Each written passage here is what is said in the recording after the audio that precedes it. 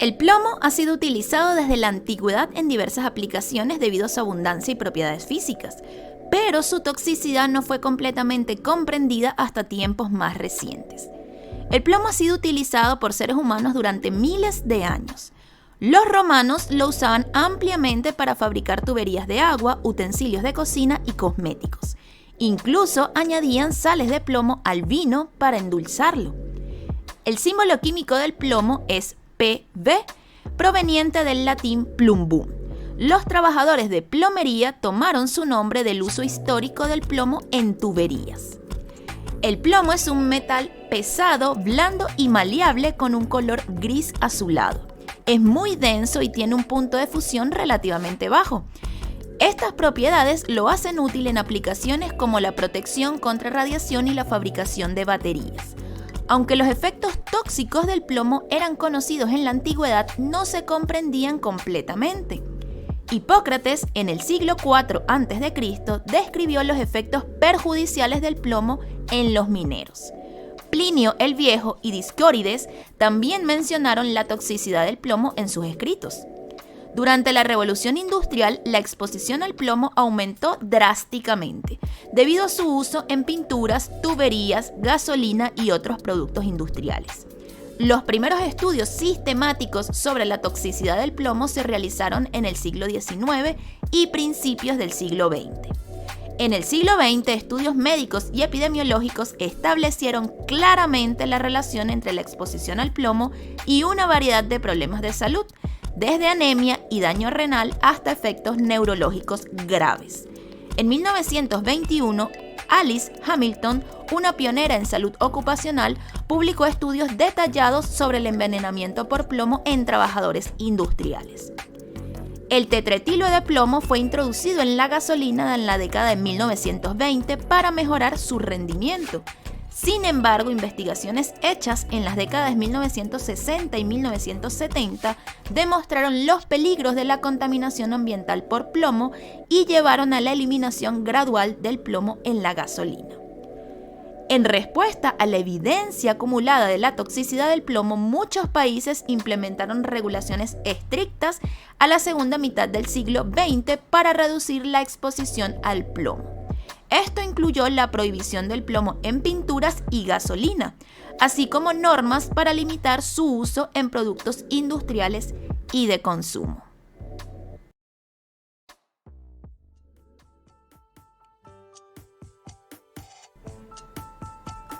Citología, Ciencia y Arte Podcast, espacio donde abordamos temas de salud de manera amena y entretenida, haciéndote ver la ciencia médica de forma amigable.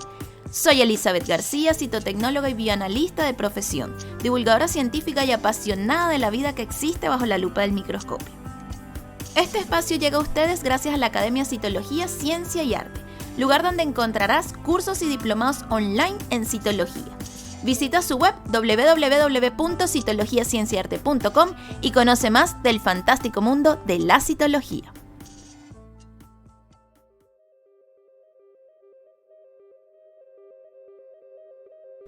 Buenos días, tardes o noches, espero que se encuentren muy bien. Bienvenidos a un nuevo episodio de nuestro podcast.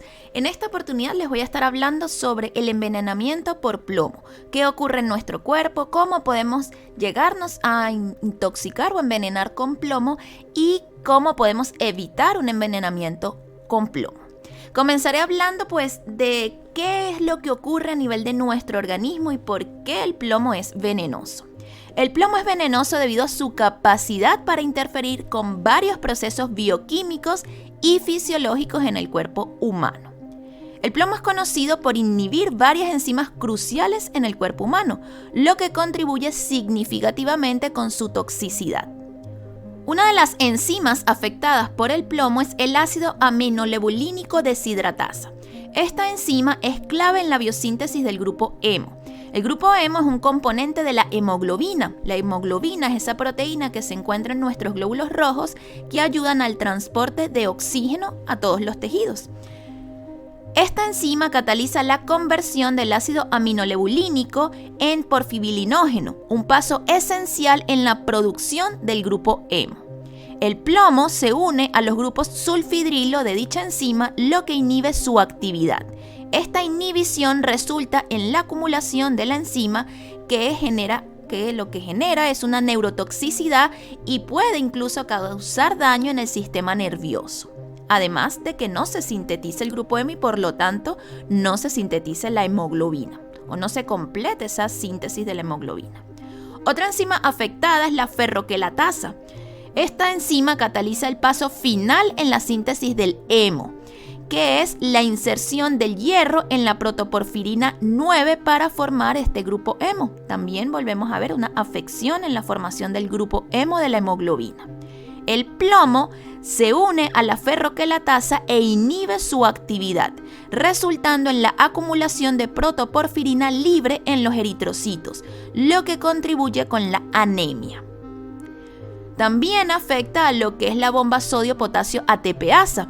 Esta es una enzima de membrana plasmática que bombea el sodio fuera de la célula y permite el ingreso de potasio al interior celular, manteniendo el gradiente electroquímico esencial para las funciones celulares. El plomo puede interferir con la actividad de la sodio-potasio ATPasa, afectando la homeostasis iónica y alterando la función neuronal y muscular.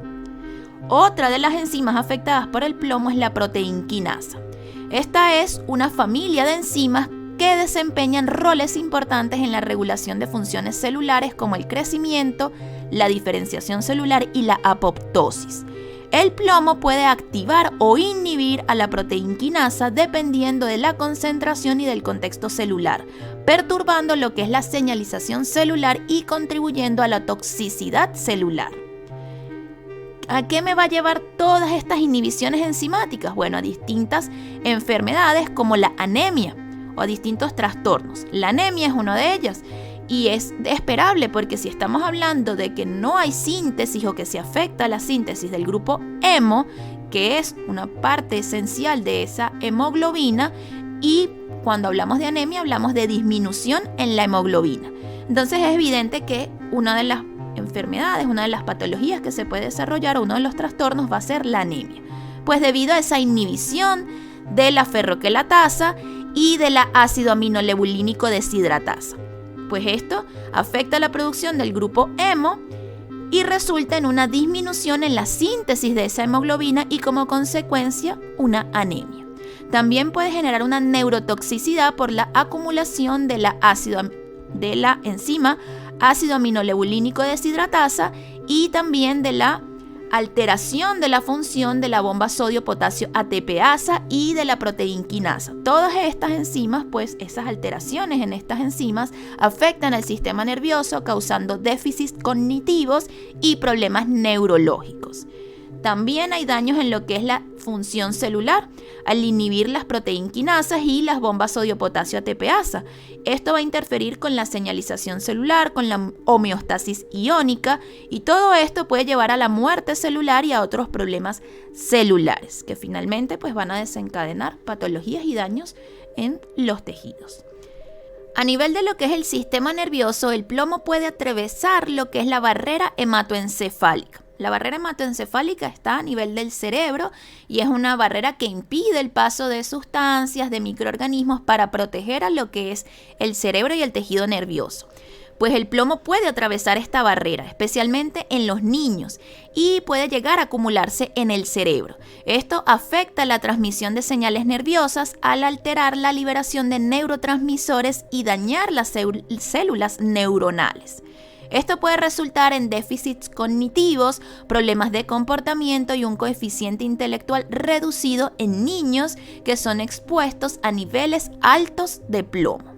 El plomo puede también sustituir otros iones metálicos esenciales como el calcio, el zinc o el hierro en varias proteínas y enzimas que son utilizados estos iones. Esto va a interferir con múltiples funciones celulares, incluyendo la señalización celular, la contracción muscular y la función cerebral.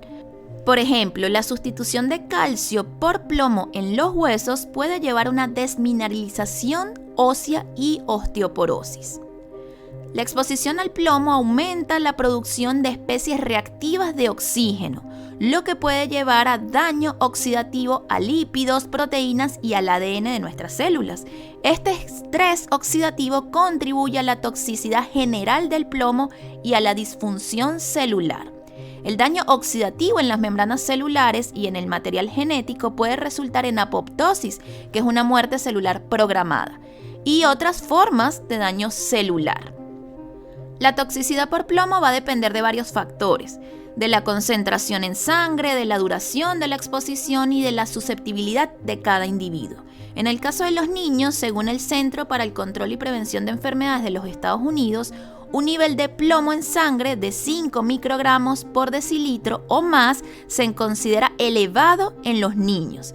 Este valor se utiliza como un umbral de acción para la intervención y la prevención de los daños que puede causar estas concentraciones de plomo en el organismo.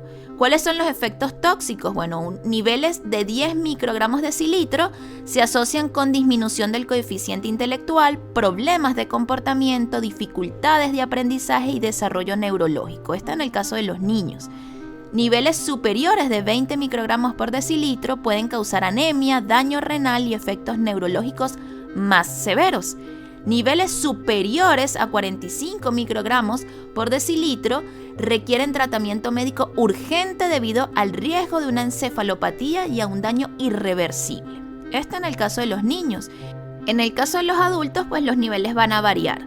En casos de concentraciones entre 10 y 25 microgramos decilitro se va a asociar con hipertensión, daño renal y problemas reproductivos. Niveles superiores a 40 microgramos decilitro pueden causar daño neurológico, anemia y afectar el sistema cardiovascular.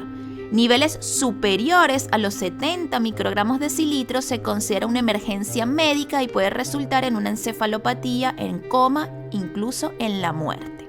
En resumen, pudimos darnos cuenta que el plomo lo que afecta principalmente es la función de ciertas enzimas, sea que las inhibe o sea que altera su funcionabilidad, y todo esto pues lleva a daños a nivel celular y que como consecuencia va a traer pues ciertos trastornos, desde anemias hasta procesos neurológicos, incluso pudiendo llevar a la muerte, y que esos daños pues va a depender del tiempo de exposición, de las concentraciones de plomo en el organismo, y pues eso va a ir empeorando pues los daños que va generando estas concentraciones de plomo.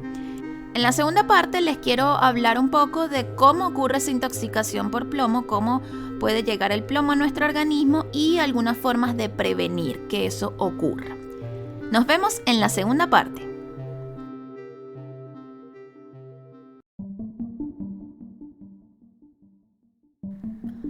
Cito curiosidades. En 2010 se descubrió un brote de envenenamiento por plomo en la región de Zamfara, Nigeria, asociado con minería de oro artesanal. Los mineros utilizaban métodos que liberaban grandes cantidades de plomo en el entorno. Más de 400 niños murieron y otros miles sufrieron daños graves por exposición al plomo. Las operaciones mineras contaminaban el suelo y el agua, afectando a las comunidades locales. El brote llevó a intervenciones internacionales para limpiar la contaminación y mejorar las prácticas mineras, así como a un mayor enfoque en la minería segura. En la década de 1920 se introdujo el tetraetilo de plomo como aditivo en la gasolina para mejorar el rendimiento de los motores. Esto llevó a una amplia contaminación ambiental y exposición al plomo. Trabajadores de las plantas de producción de tetraetilo de plomo sufrían síntomas graves de envenenamiento por plomo, incluyendo alucinaciones y muertes. La exposición ambiental aumentó los niveles de plomo en sangre de la población general. El trabajo del geocientífico Claire Patterson en décadas de 1960 y 1970 fue crucial para demostrar el alcance de la contaminación por plomo y su impacto en la salud pública. Sus esfuerzos contribuyeron a la eliminación gradual del plomo en la gasolina.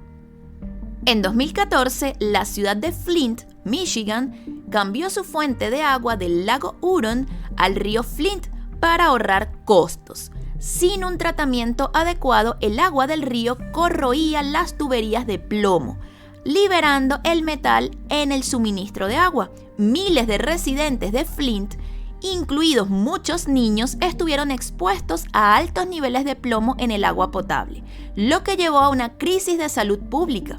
La crisis atrajo la atención nacional e internacional, resultando en múltiples demandas, investigaciones y un aumento en la conciencia sobre la infraestructura de agua y la seguridad del plomo.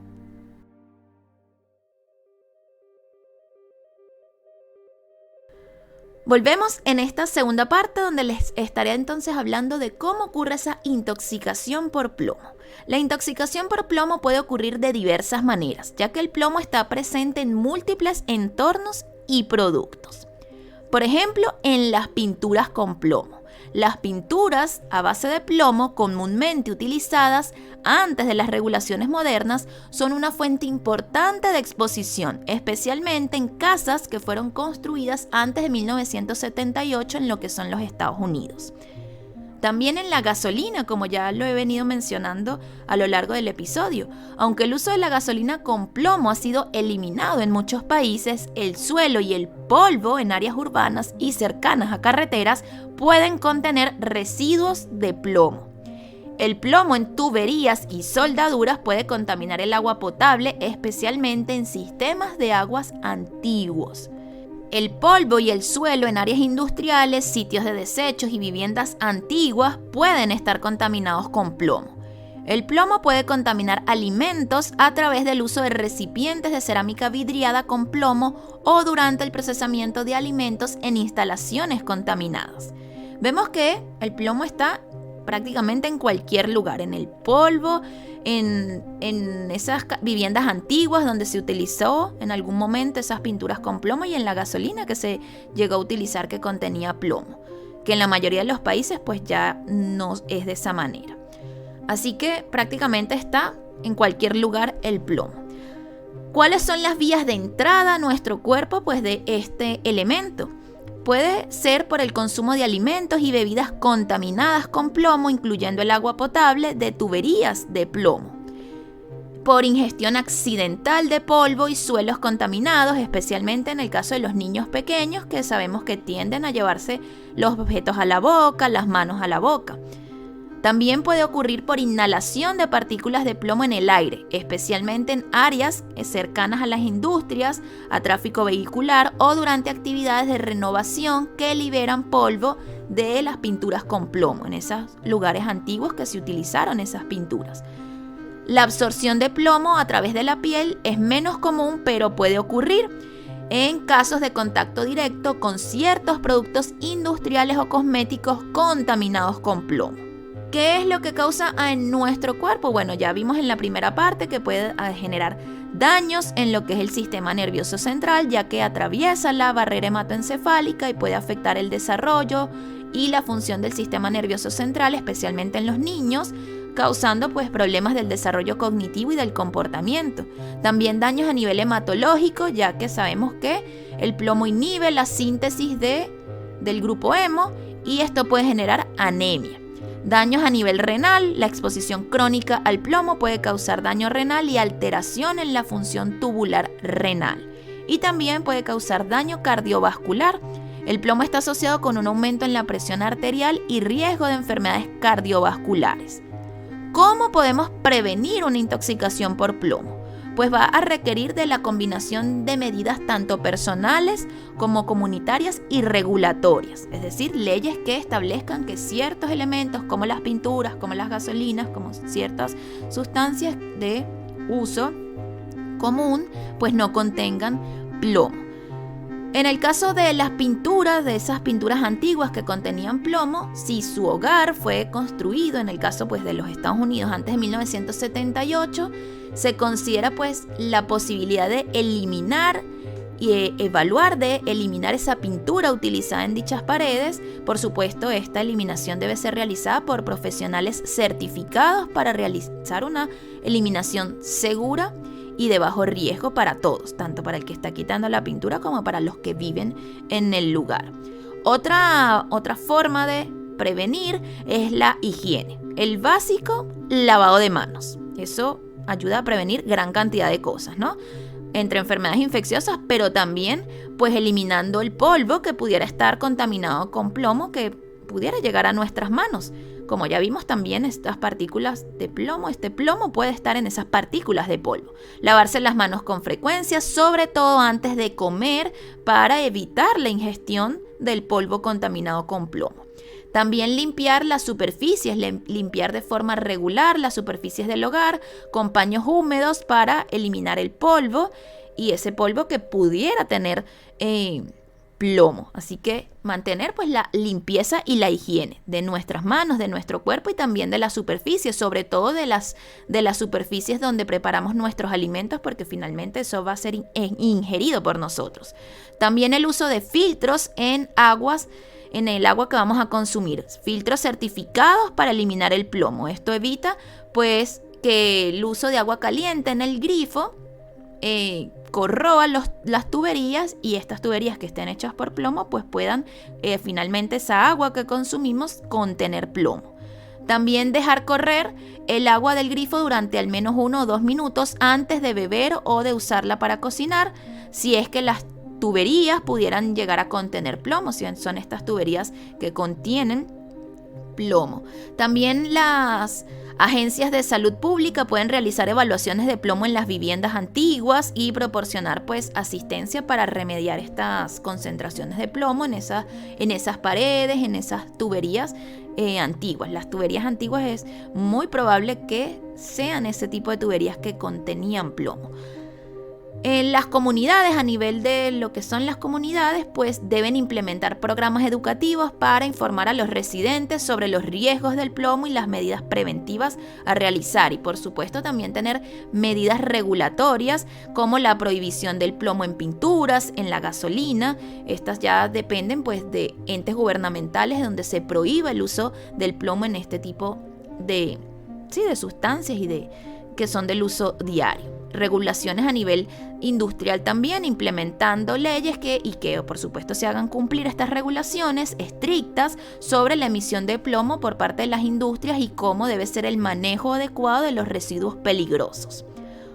Otras estrategias que se pueden tomar en cuenta y que se pueden considerar: el realizar pruebas de sangre en niños y adultos que están en zonas de riesgo, para detectar niveles de plomo y tomar medidas preventivas adecuadas. Si vivimos cerca de áreas industriales o de zonas que consideramos que pueden ser de riesgo, de áreas mineras, etcétera, pues realizar estudios periódicos de exámenes sanguíneos para determinar los valores de plomo y poder tomar medidas preventivas para eliminar el plomo de la sangre. También una dieta equilibrada y rica en ciertos nutrientes ayudan a reducir la absorción de plomo en el cuerpo. Por ejemplo, una dieta que sea rica en calcio, en hierro y en vitamina C. Esto ayuda a que nuestro cuerpo se reduzca esa absorción de plomo por parte de nuestro cuerpo gracias a la presencia de estos elementos como el calcio, el hierro y la vitamina C. Esas son algunas medidas preventivas que podemos tomar en cuenta para reducir el riesgo de una intoxicación por plomo. Espero que, como siempre, haya sido de interés y de aprendizaje para ustedes, que hayan conocido algo más, que lleven algún aprendizaje de este episodio, que esa es la idea de cada uno de nuestros episodios. Y por supuesto los invito a suscribirse a nuestro canal, no olviden darle like, no olviden comentar qué les pareció este episodio, si conocían sobre esta toxicidad del plomo y si tenían ese conocimiento de qué es lo que pasaba exactamente dentro de nuestras células y por qué es considerado un tóxico el plomo. Nos vemos el próximo miércoles con un nuevo episodio. ¡Chao, chao! La evolución continúa y la ciencia avanza. Citología, Ciencia y Arte Podcast, un espacio de divulgación científica. Síguenos en Instagram, @Citología, Ciencia y Arte Podcast.